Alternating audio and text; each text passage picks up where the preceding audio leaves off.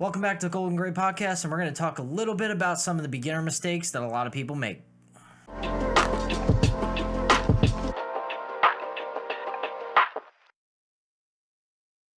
All right, guys, welcome back. I'm Joe. And I'm Michael. And today we're going to kind of talk and go through some of beginner mistakes that a lot of people make. Yep. You want to kick us off for number one? Yeah, sure. Sorry, guys. My voice is a little bit sore. I'm sorry. I'm going to try my best today. Yeah, so we're going to talk about some beginner mistakes. We've all been there before. Number one is not taking photos because of gear. Don't procrastinate. Yeah, I mean, we've said this so many times at this point, but like, it really is one of the truest things about photography. The more you take photos, the better you'll be. And if you're making excuses to not take photos, you'll never be a good photographer. Yeah, you don't save up for that $45,000 camera. Just use what you got. Yeah. Don't save up for that R6 Mark II, even though it's the most prettiest thing in the world. You have an obsession. We're going to get back to that later. It's so pretty. It is a very pretty camera, but you could literally use an old phone. Like, my first photos were with my old T2i, which at this point is like $200 used on eBay. But, I mean, honestly, you can get some insanely good photos with it. We talked about that. Like, I looked back the other day, I found some more of those photos, the original raw photos. I was like, dang, these look really good. Yeah. So if you're using that as an excuse because of your gear, a lot of beginners do that. They're like, shoot, and then just like lose motivation. Like, use anything. You can use anything. Yeah. Anyways. Yeah, for sure. Number two? Yeah. Not nailing focus. Oof. This one's rough. Yeah, this could be a variety of things. Sometimes it's your aperture. Sometimes it's just maybe you're using autofocus, and there's nothing wrong with autofocus. Absolutely I not. prefer autofocus. Yeah. These days, too. These days, autofocus is amazing. But depending on your camera, too. yeah, that's true. So it could be your camera. It could be your lens could be dirty. Yeah. It could be, say you're shooting at like f2.8. Yeah. And it's blurring half of your subject's face. Just push it to 4. Yeah. That should straighten out a lot of your issues. Yeah, at least when it sure. comes to aperture. Like, I think there's this huge problem that I see with beginner photos, which is like unstable or blurry photos, out of focus photos, and you don't know until you zoom in. But a professional is going to look at that and immediately they're going to know. But you might look at it and you might not know. So in your photo editing program, zoom way on in there, like 10 times zoom right up on those edges of the face or whatever your subject is to make sure that it's sharp. And you're a lot of the times going to be disappointed to realize that a lot of photos aren't sharp, and that's fine. Like you were saying, like autofocus, super amazing tool, especially these days. I love our autofocus on the Canon R's. I mean, it's only getting better and better. We'll talk about that later in the podcast. But if you don't have an amazing camera, if you have a really slow old kit lens, maybe consider trying to take some photos manual focus, or just try to get to know your autofocus and kind of learn how it works. Yeah. So number 3, what do you got for me? Editing consistency. This is a huge one. This might actually be my top pick on the list for beginner mistakes when I see it. Like, and this goes for photo and video too. If you have a whole bunch of photos or videos or any form of media, honestly, even if we're talking like art creation, like graphic design, if you have a series of things that are meant to go together and they're slightly off from one another, it's not gonna be good. So you can speak a lot about this on photos. So why don't you talk about some photos? I would say it's more a issue if you have a client and you're delivering like a package. You want to make sure all those photos look the same. Even though the exposure might be a little different on all those photos, you don't want to have one that's very high on the Kelvin scale and then one very low. Even though both may look like fantastic photos, you want to try to keep some consistency to it. So like I took a wedding recently, and I'm down to about 1,000 photos right now, which is still a lot. It'll get cold even more, but you were at 15,000 when you started. I was at 15,000. Yeah, that's true. And I culled a lot, but there's so many variations in photos, and that's fine. I'm going to take it down to all of my final photos. Before I even get started, I'm going to make sure the exposure's matched on all of them. I'm going to make sure they roughly have the similar white balance. Then once I actually get into editing those photos, I'm going to make sure that my shadows aren't super crunched, even though I might look really cool. My shadows aren't super crunched on one, and the highlights aren't like blasted on the others, and I'm not doing a teal and orange color grade on one, and I'm not going for a more magenta and blue sort of vibe on another. You need to make sure that your whatever vibe you choose, that's great. And if you really want to lean into it, that's great, but make sure you're doing it consistently. Same with video. Like, I see a lot of people who will just put their camera on auto, and they'll just film something and the white balance will be changing mid-shot. Yeah. And unless you really know how to break that ISO. rule, oh yeah, and like the ISO is just going all over the place. Unless you know those rules really, really well, it's still really hard to break some of those rules. But you need to make sure there's consistency in your editing between shot to shot. Always make sure you're doing shot matching. It's super critical. And again, like with graphic design too, you can do matching within graphics. Like if you're delivering to a client a whole bunch of graphics, make sure they have a similar vibe. It's really as simple as that. Colors too. Yeah, and it's similar color palettes. You can explore and stuff, but you don't want to be delivering wildly different products. So consistency is a huge problem. Yeah. Just go back and forth, back and forth, back and forth. Make sure that they're looking the same. Anyways. Absolutely. So we got number 4. Don't be lazy. So what we mean by that is shoot at different focal lengths. Try to move around. You may have a nifty 50, but that doesn't mean you have to stand 30 yards from your subject on every shot, or 30 yards or 10 yards. I don't know. Okay. 10. Yeah. Wait. Yeah. 10 yards. 10 yeah, yards. Okay. Okay. 30 yards is. I don't know why I said 30. 30 yards is 90 feet, man. That's Yeah. so far away. But yeah, I know what you mean though. Yeah. Seriously. Yeah. To walk around, move around. If you have a variable lens, max it out, and like, what's the opposite of max it out? Minute out. Minute out. Go as wide as you can. Yeah. Wide as you can, as far as you can. Just get different shots. Yeah. Like, be creative with your composition. And I think we've talked about this so many times. Oh, yeah, but we've talked I keep composition. seeing it though. I keep seeing like on art/photography, in the new. If you sort by new, you'll see people be like, "What do you think of this?" And it's fine, but it's like, man, I've seen the same shot a million times. And honestly, at this point, it's kind of like AI generated art. At this point, like we're having to contend with that now, which is fine, and it doesn't invalidate anybody's creative output. But you can't stand out with a, eye line high shot, head on, perfectly square composition like that unless you absolutely nail it. It can still look nice. It can look really nice, but I mean, you really have to know what you're doing in order to make that look next level. Just explore, you'll find a lot of great things, but I see a lot of beginners who just sit right here all day and just move around in the same spot. Don't do that. You definitely explore all your stuff. Like explore different options and settings and different styles and stuff. That goes for editing too. Yeah. Don't be lazy.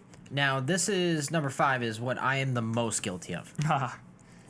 Dump your photos. Oh man. When you get home, This is a rookie before error. you go to the bathroom, before you unpack your gear, before you eat your sandwich, dump your photos. Plug it in. It takes 2 seconds. Unload the SD card, either onto your NAS, your desktop, somewhere else other than your SD card too. Or if you're like me and like clearing your SD card, make sure it's in 2 slots. Yeah. I usually have it in a hard drive and my desktop, and then once I'm done editing, I'll take it off my desktop and leave it in the hard drive.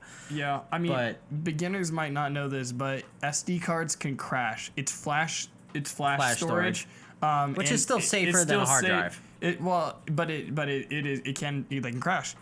They're also easy to lose, and they can be crushed easily. And you can lose all your data on an SD card. It's never happened to me, but Yeah. but still, you definitely want to back up your footage immediately to an external hard drive that you can take with you in a hurry. Your house burns down, I don't know. You should, or cloud storage too. Definitely explore some cloud storage options. I know Asus does a year. Asus. It's Asus. Yeah, it's Asus. I would say Asus. Asus. Yeah. They do a year of cloud storage for like $20.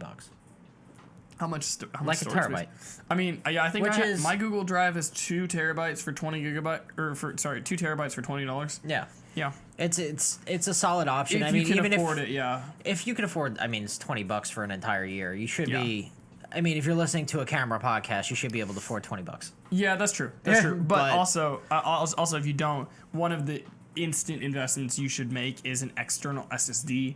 Yeah. For sure. Get a 1 terabyte, 2 terabyte, like a Samsung T5 or a Samsung T7 or like those SanDisk ones.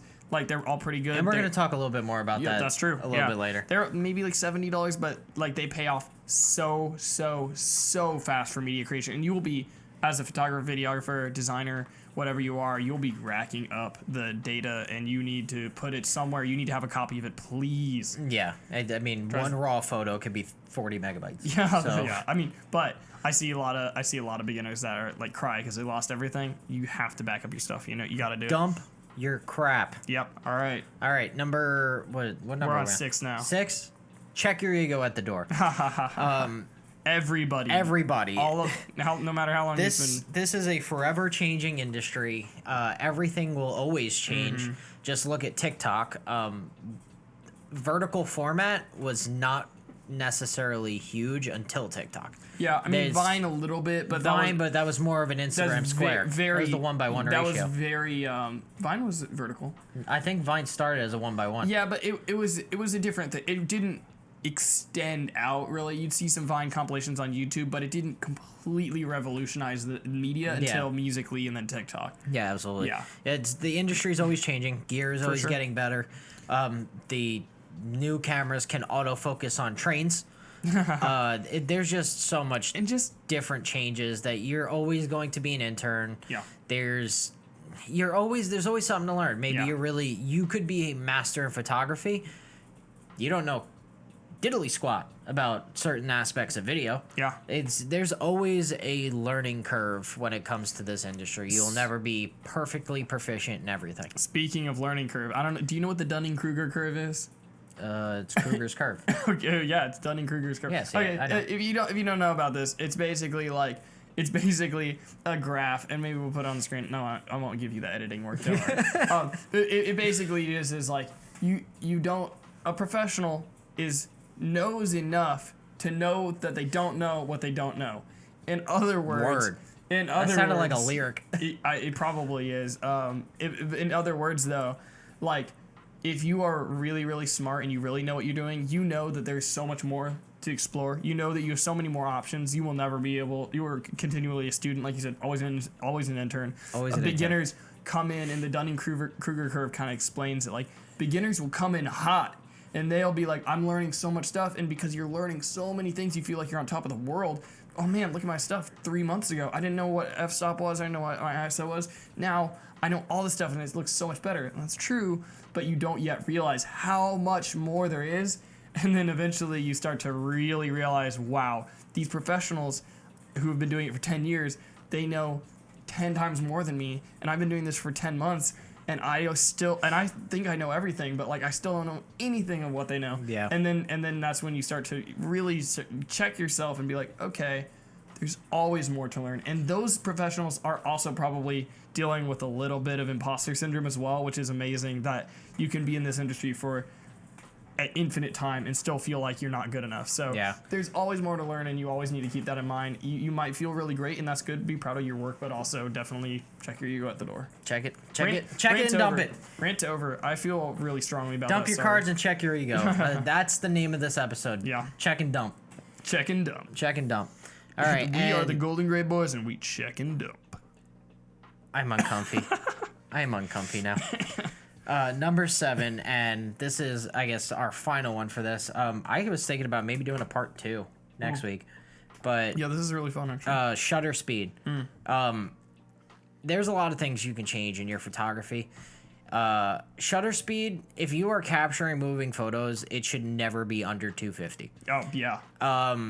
Sometimes 250 might be even a little too low. Yeah. But never under 250 for moving photos. Portraits you can get away from. Honestly, 60, 100. 60 to 100, but that's still, you have to have a really steady hand. Yeah, you have to steady hand. And when it comes to video, whatever you want your frame rate to be, say 30, you want to have your shutter speed at 60. You want double your frame rate. Double your frame rate. There is there's logic to it. Yeah. And that might go into another reason of why you're getting blurry photos or out of focus photos is because your shutter speed may be like 1/30, and you're like, why is all of my pictures look like garbage? And all you have to do is bump one little setting.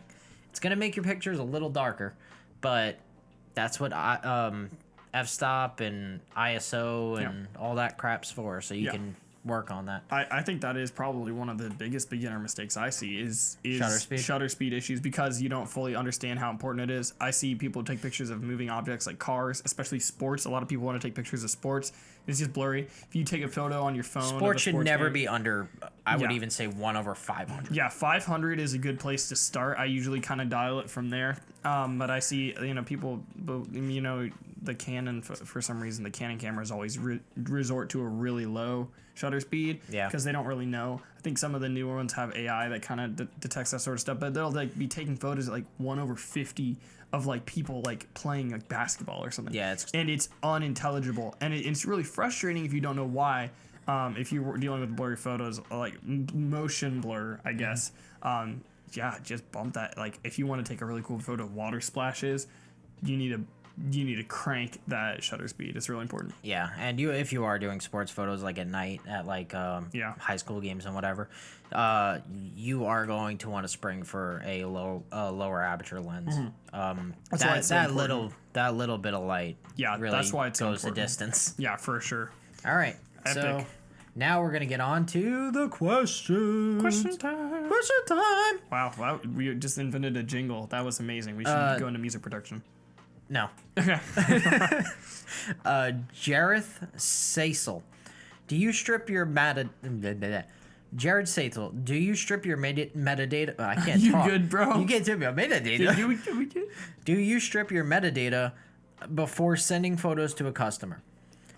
So, if for people who don't know, metadata is the information behind the photo. So that will tell you what f-stop you use, shutter speed, all that. And this is like embedded in the file. Embedded in the file. So you can go back in a raw file and check all of your camera's settings. Yeah. You could also see what camera shot it. Oh yeah, what that's true. lens, what camera you used? Yeah. But I don't necessarily think you need to. If someone knows how to get into raw data and can interpret what it is, they're probably a photographer too. Yeah. Explaining f-stop to someone like my mother, she would tell me to like piss off.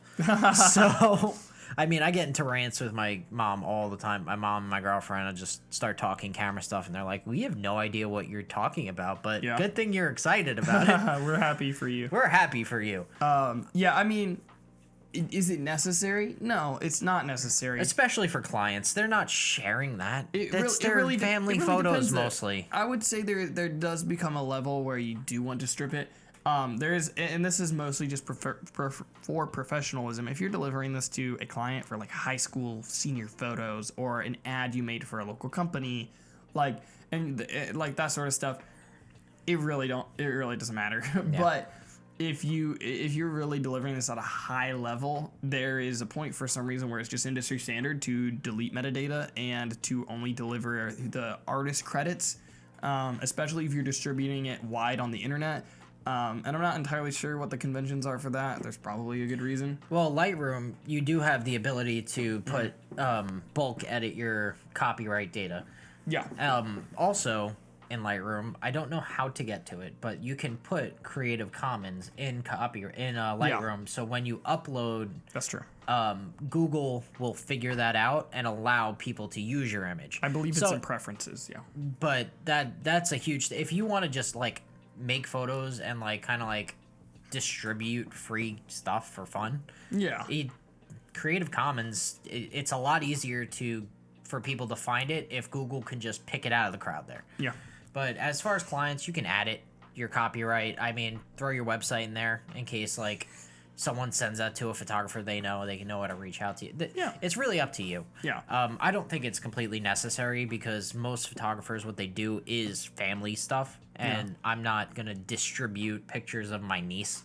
Yeah, that's fair. Yeah, if you're sending out family photos, it really doesn't matter all that much. I'm scared this is gonna be one of those ones where I look back a year from now and I'm like, I said that. I said that out loud. This might get a lot more important as we get further into an age of technology where we're doing like a lot of deep data processing. I don't know how or why, but it could be. I don't know. You never know. Well, if you are making prints, I would say yes, copyright everything. I would fill in every single blank field. That's true. If you are selling prints, 100%. Sure. Okay.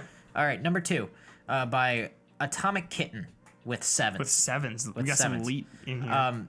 Does anyone know any good photography Black Friday deals? Okay, you did some research on this. I did. So generally, I mean, this is not research, but this is just my life. Walmart, the last 3 monitors, other than the monitor I have now, I bought at Walmart because on Black Friday they do really good deals on gaming monitors, and you can get like 1080p, which for the most part, I think that's really what you need to either start to get started. Yeah. But a 1080p HDR10 monitor, and I think I paid $170. It was 27 inches. It was a really good monitor for the price. Yeah. So another one we got is SD cards. Walmart, Target, Amazon, and Best Buy all do SD card Black Friday deals, and they are usually ridiculous. That's one of those things that I think sneaky builds up on you. Oh yeah, because you 100%. get like every photographer needs a lot of SD cards at some point. You just will accumulate them, and you need them. So you need to accumulate them, and like they're expensive. Like It depends. I mean, the Black Friday deals are crazy. Like I saw that's a why deal, it's cool. That's why it's really cool. I saw a deal today that was Samsung SD. I pretty much only use Samsung SD cards just because I use only Samsung NVMe drives. All my flash storage personally is Samsung. I don't play Samsung SD cards. Yeah. Oh, Everything I do is Samsung. I use almost entirely SanDisk SD cards, which is also very industry standard, and both are great. SanDisk, Samsung. There's no difference between. Do and whatever then what? works for you. Lexar. I think Lexar has some, yeah. Yeah, but they're doing a deal right now on Amazon for the Evo Select 256 gig. I think 130 megabits transfer speed, and it's $20. Yeah. 256. That's actually amazing. SD cards are one of those things. And speaking of storage, actually, external drives. We were talking external about that earlier. drives. Yeah, we have that on here. There are a lot of deals for external drives as well. The Samsung T5 is like I think the most popular, or maybe that they say there's also a SanDisk external one, the orange one. You know. Yeah, the little keychain one. Yeah, the little keychain one. Yeah. Like those are some really popular external drives. And we talked about how important that is earlier. Get an external drive, folks. You got to have one, please. And if you get one for under 100, you're generally getting a good deal. Yeah, it's pretty good. Stay away if you are buying a drive and you're not really that familiar with storage technology. Make sure it says SDD or SSD. Sorry. Yes. SSD and not HDD. Yeah. HDD is spinning disks. It's mechanical and it can break much easier than flash drive. That goes inside your hard drive usually. External HDDs, you don't want that, man. No, oh, no. I have one. It worked for 3 months and it broke. One thing I should say about that is SSDs have a limited shelf life, a much more limited shelf life than hard drives. SSDs will start to get cells that go bad. In I don't know 5-ish years, you're gonna need to replace it. But they're way faster than hard drives. They're they're a lot more durable and a lot more portable. So and that I highly overwhelmingly recommend an SSD for sure. Over a hard right drive now, in I'm general. looking at a T7 1 terabyte SSD Samsung for $99. That's usually like I believe $170. Or some way up there. It's usually way up there. Here's a SanDisk 1 terabyte. Oh, they're getting cheaper. Never mind. Yeah, they are getting cheaper. Yeah, but these are also I think these are Black Friday pre-Black Friday deals. Yeah. So yeah, definitely consider picking up a SSD. Cool. All right, and now we're going to do a new segment. Woo! New segment time. Camera news of the week. Oh, It's going to be generally one piece of news or two pieces of news of new cameras, new lenses, new gear, new things that are coming out. It could honestly, I could see this even being like a new cool software. Yeah, or a software update even. Anything. Yeah, just for sure. Cool news, camera news. Yeah. We got a lot of news actually, but this has been a busy week for cameras, dude. Yeah. This last 2 weeks has been busy. But anyways, the biggest news for us, for almost everybody because of the recording limit, this is game changing. Yes. This is the R6 Mark II. The Canon R6. Canon R6 Mark II. Yep. It is a $2,500 essentially cinema camera now. It's not a cinema camera. It captures RAW externally. Yeah. 6K RAW externally. You get 6K RAW externally. Yeah. Yeah, and I guess you can do that at 10-bit as well. Yep. Yeah, okay. That's really cool. No recording limit at 4K 30. That's crazy. That's actually crazy. This camera's gonna change everything. Yeah. What else? It's got 24 megapixel sensor. That's about what the same with the RP has. That's the same. No, I think it's the same as what it had before. It has 20. I think the R6 is a 20 megapixel really? sensor. I did not know that. The RP has 24 and the R has what, 32? 32. Something like that. The R5 has like 40 or something ridiculous. But that's neither here nor there. It doesn't affect it too much, honestly, because of the processing. Yeah, the Digic 10 I think is still in it. It's pretty similar to the old one, except this one now can autofocus on animals, trains, and boats and cars. Yeah, it has that like built into the menu.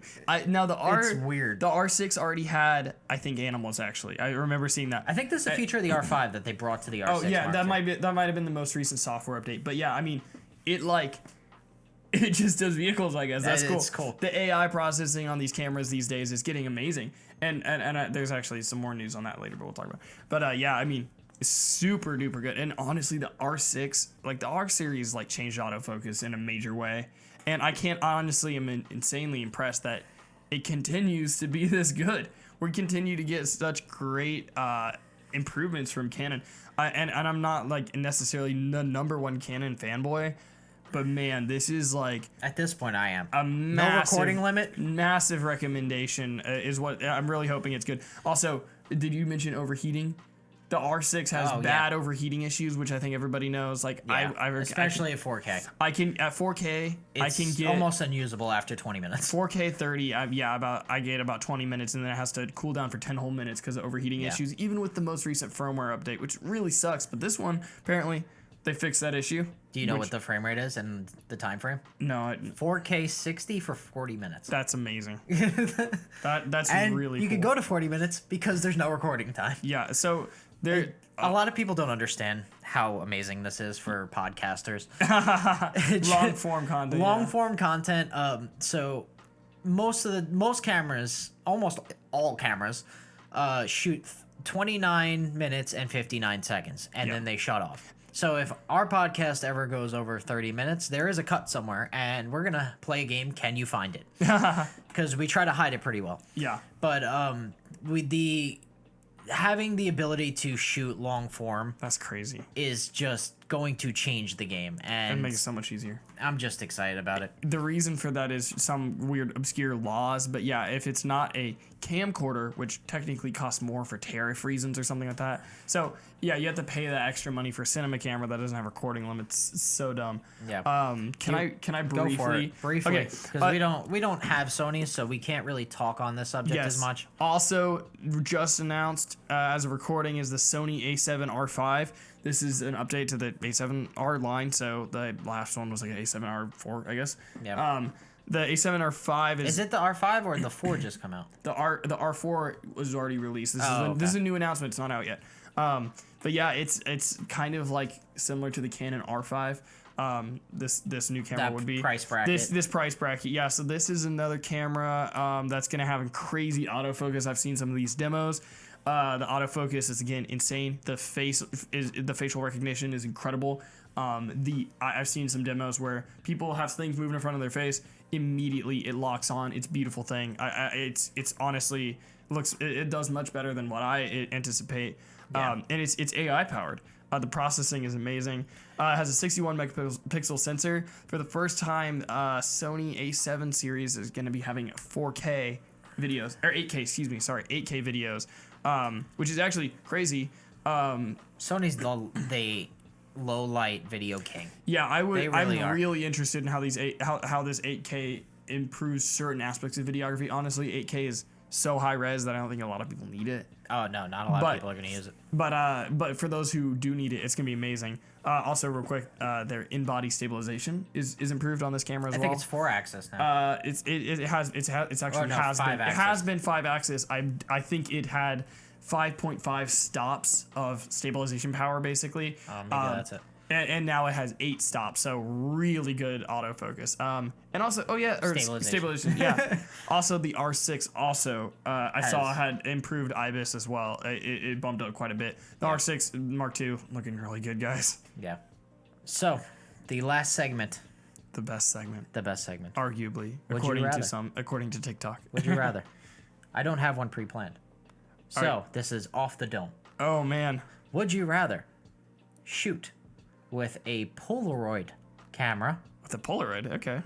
or develop camera?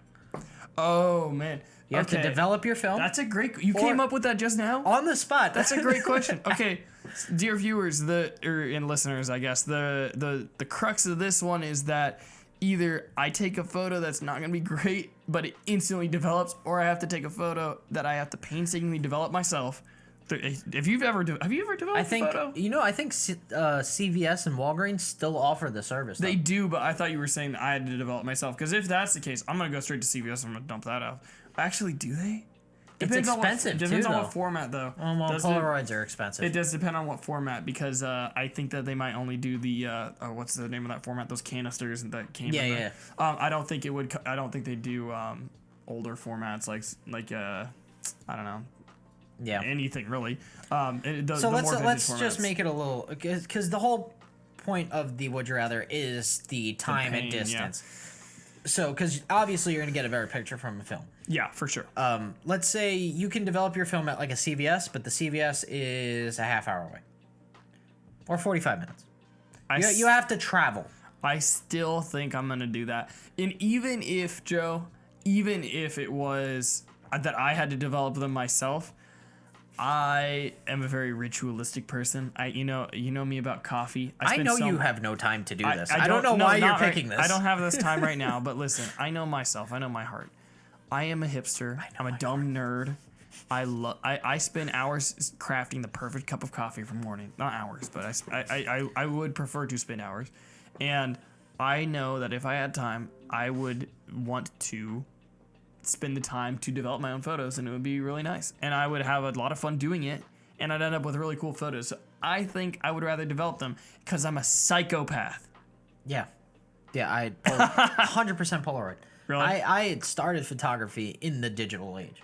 Yeah. Like some people like, oh, I love the idea of it, and I'm like, I don't. I want to click my shutter and I want to have a photo. Yeah. That's just how I want it done. Like, I get it. And I get film it's going to be a better picture. I'm well aware of that. Yeah. But a Polaroid, there's just something about it. Yeah, that's true. There's something nice about Polaroids. It's been years, but like just the idea that you like. I don't think the actual waving does anything. Yeah, but everyone does it. Everybody does it. It's kind of a big deal. Yeah, it's kind of like blowing on a Nintendo cartridge. Yeah. I mean, that's a great question, and honestly, there is something about a vibe.